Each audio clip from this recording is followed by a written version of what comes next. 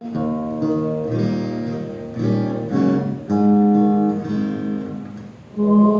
Spirit,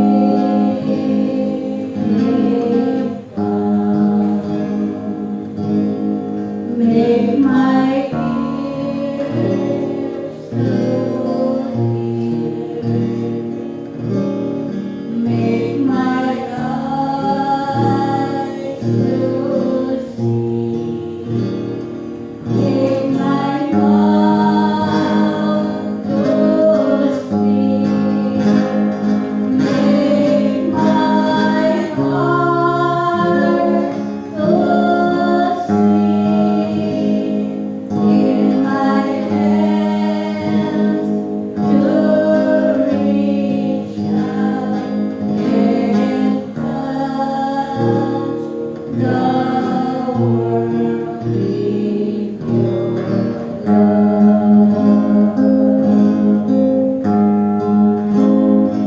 Holy Spirit, come, make my ears to hear, make my eyes to see, make my mouth to speak, make my heart to sing, in my hands to reach out and touch the world with your love.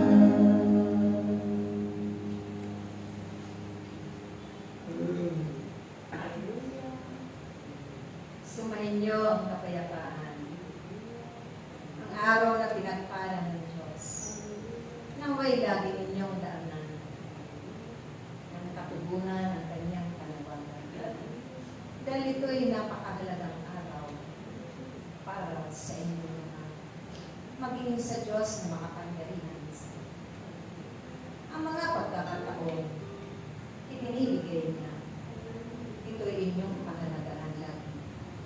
Dahil sumainyo na, ako'y nananahan sa bawat puso at ang aking kapuspusan ay laging suman sa inyo sa araw-araw ng buhay. Kaya ito man ay inyong ang kinilaki na kayo'y pinuno ng Diyos ng mga mabubuting bagay tulad ng pag-ibig, kababaan, kalooban, kapayapaan, at ang kapuspusan sa araw-araw ng inyong pagkain ay naroon lagi ang Panginoon. Kaya ito man ang inyong ibahagi ng titipin sa bawat hahayuan ng lugar na kung saan kayo itinakda ng Diyos upang ang inyong mga kapwa na naroon dumadalo sa pagtitipon niya. Sila man ay puspusin ang aking pangalan. Bubuksan ng Diyos ang kanilang mga puso kaloob upang siya manahan doon, hindi mga masasamang bagay na makapulot. Pagkos ang kanyang pangalan at ang kanyang mag-ibig, magpakailan.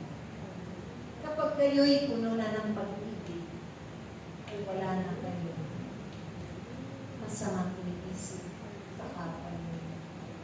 Kayo'y nakakapagpintinan. Naroon ang inyong mga kabaitan. Naroon ang inyong mga kagalakan. Naroon din ang pagtitiwala niyo. Pananalig at pananampalataya sa Diyos. Na kailanman hindi kayo itiwan ng Diyos sa lahat ng oras. Pangungunahan lagi namin ang inyong pag-akbang patungo sa kanyang gawain. Dahil kayo'y patuloy na titipunin ng Diyos sa iyo at sa gusto. Sa pamamagitan ng pagtuloy ng buong puso at pag-aaral ng inyong mga sarili. Diyan kayo Kaya huwag na huwag ninyong sarsayangin ito akin. Hindi lamang pagkakataon ang tinahalagaan, kundi ang biyaya at grasya niya ibinubukas sa bawat buhay niyo. Sampo na inyong mahanggan. Dahil kung ano man ang inyong pinapalagang, ito'y kanyang tutuloy sa tamang oras, panahon at pagkakaan. Natuto kayong iwanan at sanayin ng Diyos sa paggawa ng mabubuting bagay at pagpapahalin ko, pagpapalagaan ng kasabay ng kanyang salita na makapandaling sa inyo. Kung kaya pag-uumapaw ang inyong pag-ibig sa kapon na pagmamalasakit, kailanman at hindi ninyo binibilang ang anumang bagay na inyong ikinabibigay sa kanilang buong Diyos. Ganon din higit sa Diyos. Amen. Maglingkod kayo ng buong katapatan at katotohanan dahil ang Diyos ang siyang pagkakas. Kaya nawa, hanggang sa huli nating pagkikita, paunin ninyo ang pag-ibig ng Diyos at ang mga mabubuting bagay na patuloy ninyong ibabahagi na hindi ninyo pang ginawaan ng gagawin ng buong kagawaan para sa kapwa niyo, higit sa Diyos. Sa ngalan ng